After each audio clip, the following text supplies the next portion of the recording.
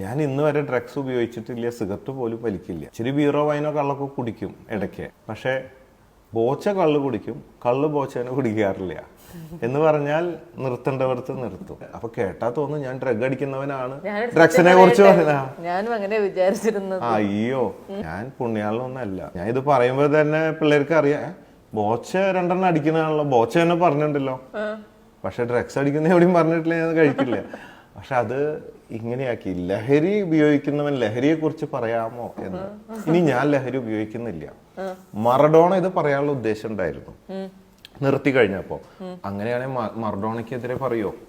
Maradona ലഹരി ഉപയോഗിച്ചിരുന്നു, drugs അതുകൊണ്ട് നശിച്ചു, മക്കളെ നിങ്ങൾ ഉപയോഗിക്കരുതെന്ന് പറഞ്ഞാൽ നല്ലതല്ലേ, അല്ലേ, മാതൃകയല്ലേ? അതുകൊണ്ട് മറഡോണ അങ്ങനെ പറയാൻ പാടില്ല എന്ന് പറയാൻ പറ്റുമോ? അങ്ങനെ ആരെങ്കിലും പറഞ്ഞു? ഇല്ല, മറഡോണ മരിച്ചുപോയല്ലോ, പറയാൻ പറ്റില്ലല്ലോ. അല്ല, മറഡോണ ഈ ഉദ്ഘാടനം ചെയ്തിട്ട് ഈ മെസ്സേജ് കൊടുക്കാനുള്ള പ്ലാൻ ഉണ്ടായിരുന്നു നിർത്തിയതിന് ശേഷം. കുറ്റബോധം ഉണ്ടായിരുന്നു പുള്ളിക്ക്. ബോബി ചെമ്മണ്ണൂർ ഒരു പ്രാഞ്ചിയേട്ടനാണ് എന്ന് കേട്ടിട്ടുണ്ടോ?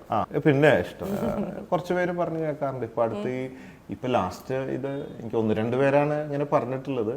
അത് മുമ്പും പറഞ്ഞിട്ടുണ്ട്, ഇപ്പൊ എനിക്ക് ഓർമ്മയില്ലാണ്ടോന്ന് അറിയില്ല. ഇപ്പൊ 2-3 പ്രാവശ്യം റിപ്പീറ്റ് ചെയ്യണം. അത് ചിലപ്പോ ഈ കണ്ടിന്യൂസ് പറയുമ്പോ ചിലപ്പോ ഏതാണ് പറയാതെന്ന് ഓർമ്മയുണ്ടാവും. ചിലപ്പോ പുള്ളിയുടെ കുഴപ്പമായിരിക്കില്ല, തിരക്കുണ്ടാവും. പുള്ളി ഒരു റീസണബിൾ ആയിട്ടുള്ള ഒരു പത്രപ്രവർത്തകനാണ് എന്നാണ് എനിക്ക് തോന്നിയിട്ടുള്ളത്. ഈ എഴുതി കൊടുക്കുന്നത് വായിക്കുമ്പോ പറ്റുന്ന അബദ്ധങ്ങളായിരിക്കാം ചിലപ്പോ എന്നുള്ളത്. പ്രാഞ്ചിയേട്ടൻ ഇടയ്ക്കൊക്കെ ഇച്ചിരി ആവണോണ്ട് കുഴപ്പമില്ലാന്ന് എനിക്ക് തോന്നുന്നത്.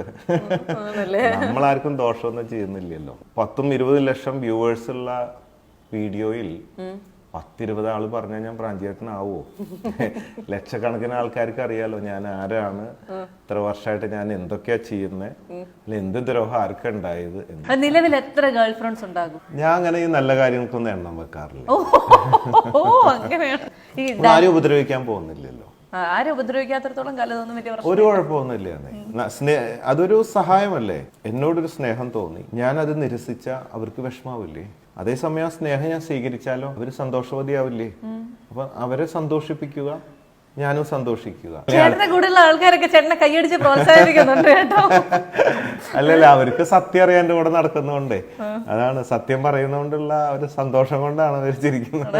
ഈ ബോബി ചെമ്മണ്ണൂർ നമ്മൾ ഗൂഗിളിൽ സെർച്ച് ചെയ്യുമ്പോഴത്തേക്കും കൂടെ വരുന്ന കുറച്ച് കാര്യങ്ങൾ ഞാൻ ചോദിക്കട്ടെ, അതിന്റെ ആൻസർ എനിക്ക് പറഞ്ഞു തരാമോ? ബോബി ചെമ്മണ്ണൂർ കാർ, നിലവിൽ എത്ര കാറുകളുണ്ട്? നിലവില് മൊത്തത്തിലുള്ള എനിക്കറിയില്ല. ഞാൻ യൂസ് ചെയ്യുന്ന കാർ ഒരു 4-5 ഉണ്ട്.